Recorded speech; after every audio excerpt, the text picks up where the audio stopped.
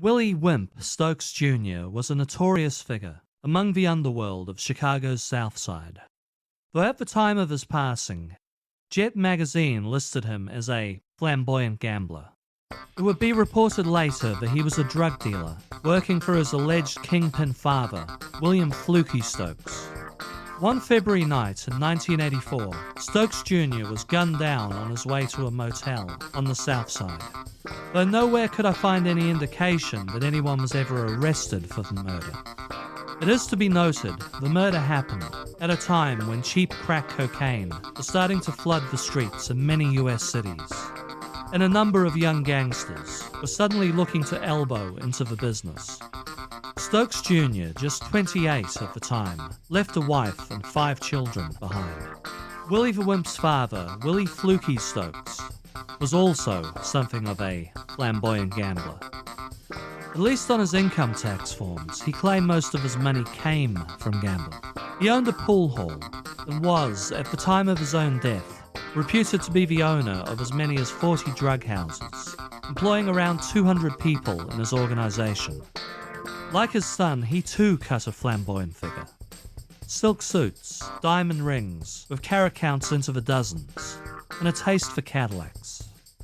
Fluky, for all the damage his gambling did in the community, was beloved by most.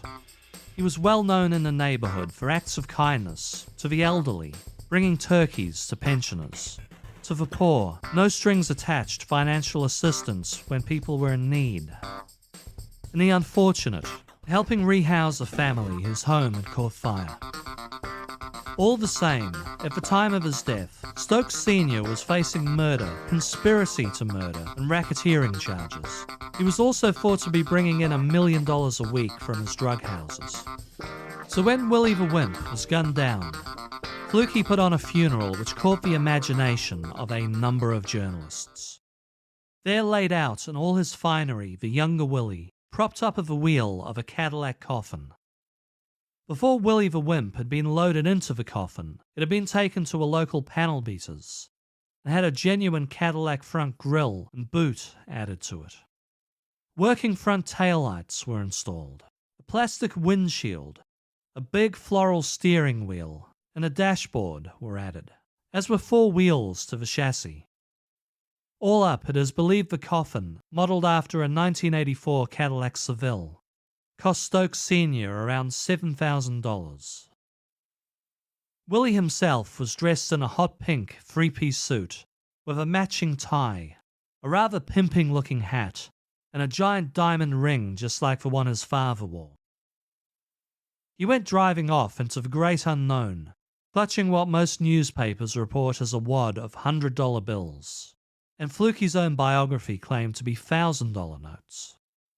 When interviewed about the funeral, Fluky advised, "He had a brand new Cadillac every year for the past 8 years or so. Furthermore, one year when I was in debt, and he sold his Cadillac to help me out, so I owed him one." Willie the Wimp's mother, Jean, added, "I think he would have really liked it because that's the way he was. He was flashy and he believed in style." 2 years later, Fluky Stokes would make the news again, after spending $200,000 on a lavish party to celebrate the 30th anniversary of his wedding to Jean. They hired the Staples sisters and Chi-Lites to play, and Fluky threw $50 and $100 bills to the guests at one point in the night. It has always astonished me the party was held at the Southside Motel where Willie the Wimp was gunned down. Not long after, Fluky himself would be gunned down, having just been acquitted of attempting to kill a rival drug boss. He was killed in a hit organised by his own bodyguard, on his way back from a night of the movies with his girlfriend. One morning, Texan musician and songwriter Bill Carter is reading the local paper when an article grabs his attention. He showed it to his wife and co-writer, Ruth Ellsworth, commenting, "This isn't a column, it's a song." That morning, on their 2-mile drive to the studio, songwriting partners had a song out of it and cut the track later that day. In the studio, Carter's friend, the fabulous Thunderbirds guitarist Jimmy Vaughan, who laid down a guitar on the track.